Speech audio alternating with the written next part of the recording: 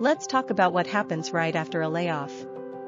I've coached hundreds of professionals, and these are the most common mistakes that block their comeback.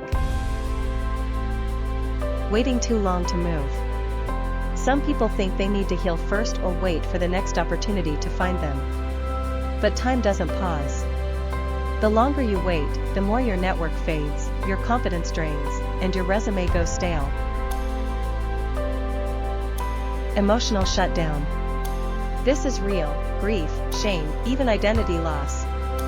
But the key is not to let those emotions write your story. You must acknowledge them without letting them paralyze you. Resume flooding. It feels productive to apply to 100 jobs a week. But if your materials aren't sharp and your strategy isn't smart, you're wasting time and reinforcing rejection. You need quality over quantity, always. These mistakes are understandable, but they're not inevitable. That's why Section 2 is so important. If you want to reset and rise, here's what you need to do this month, not next year. Network smartly. Stop asking for jobs. Start offering value. Reconnect with former coworkers, comment on posts, join relevant groups.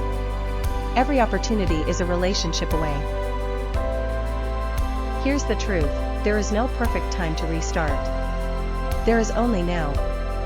We built this program to be affordable, practical, and immediately usable.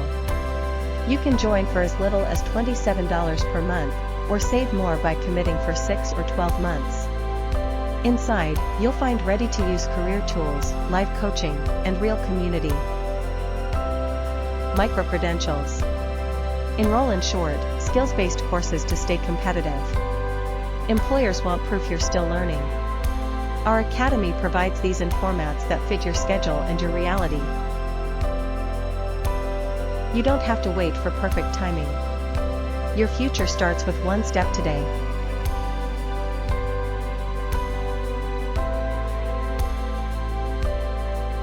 Join us. Reset your path.